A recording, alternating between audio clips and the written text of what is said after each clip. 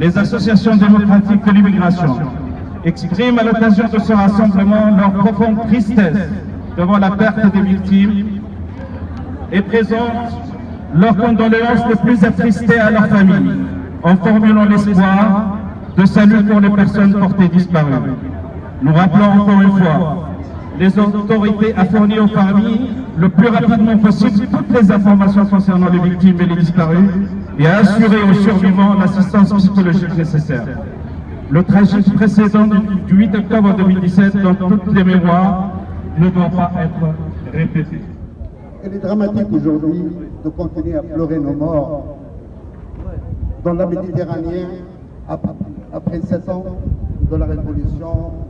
Ils ont appelé certains du jasmin et que j'appellerais celle de la rogesse. Nos jeunes en Tunisie n'ont pas fait la révolution pour mourir. C'est ça qu'il faut se poser comme question. Les jeunes en Tunisie n'ont pas fait la révolution pour venir en Europe, monsieur Dame. Ce n'est pas vrai. Ils ont fait leur révolution pour le travail et la dignité. Ils ont fait la révolution pour leur liberté. Le MRAP exprime son entière solidarité avec les naufragés et plus généralement avec tous les migrants. Il condamne fermement la politique de l'Union européenne qui transforme l'Europe en une forteresse assiégée et fait de la Méditerranée, cette mer qui depuis des siècles est un pont entre deux continents, devrait être un pont fraternel, est devenu le plus grand tombeau marin d'hommes, de femmes, d'enfants. C'est une honte. Et nous savons qu'aucun mur, aucune forteresse, aucune loi n'empêchera des hommes, des femmes, des enfants de fuir la guerre, la misère, la famine, les dictatures. C'est notre devoir de les accueillir à bras ouverts.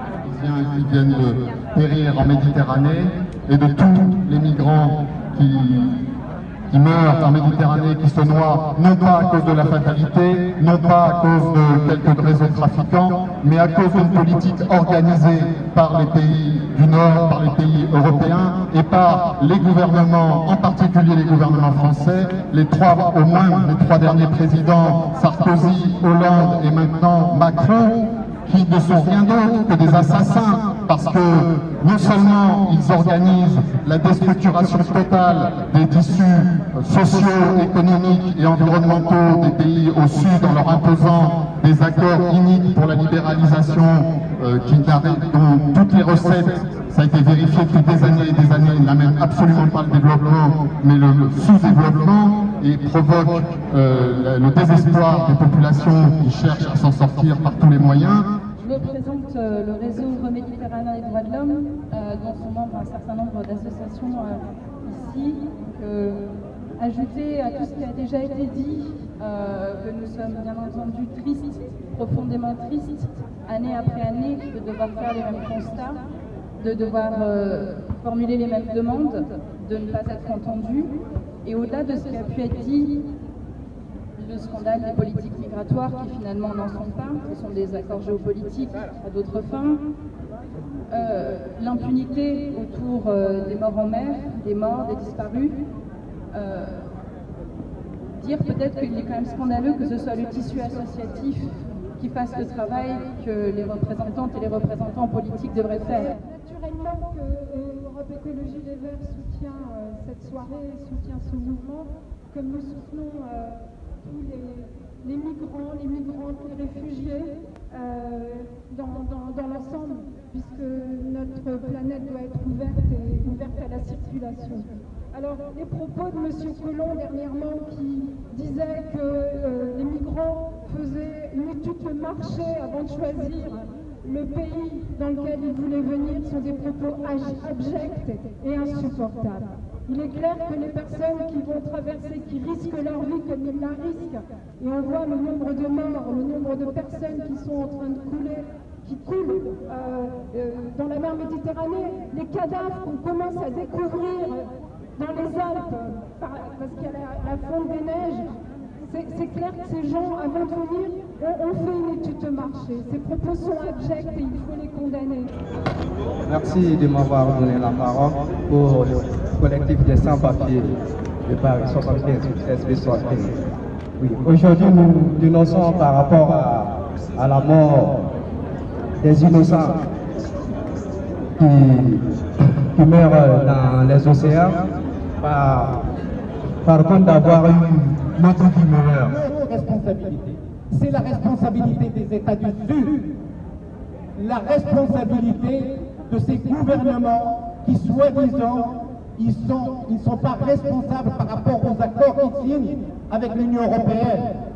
Et ça, les États du Sud, aussi bien du Maghreb que de l'Afrique noire, ils ont aussi une responsabilité dans ce drame. Et il faut que ces États, ces gouvernements cessent de vendre leur jeunesse en Europe et ailleurs, ou d'être à la solde d'une politique qui est au niveau européen, au niveau mondial, menée avec en contrepartie un certain nombre d'avantages commerciaux ou financiers qui ne servent que leurs propres intérêts.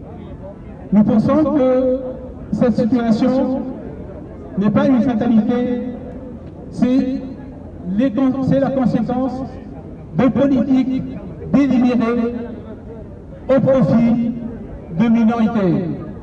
C'est à nous, peuple du Sud, comme peuple du Nord, de nouer des solidarités et de nous battre ensemble pour instaurer un monde plus juste, un monde sans guerre, sans misère. Et aujourd'hui, on ne cesse de compiler des politiques migratoires qui broient de l'humain, qui fait circuler les armes et l'argent, mais par contre au détriment de vie humaine. Et je crois que c'est là-dessus qu'il y a réellement un travail à réinterroger le pourquoi on vit. De réinterroger de qu'est-ce qu'on veut bâtir et construire et qu'est-ce qu'on veut laisser comme héritage à nos enfants. Quand je vois que les drames se suivent et se ressemblent et que ça fait des milliers de morts depuis le début de l'année, la Méditerranée, qui était une passerelle, est en train de se transformer en cimetière et qu'il n'y a même plus d'indignation de la part de nos politiques d'ailleurs. C'est ça qui est encore plus dramatique. C'est qu'il n'y a même plus d'indignation, on n'entend même plus. Il y a une espèce de banalisation, comme s'il y avait des vies qui valaient rien et d'autres qui valaient plus.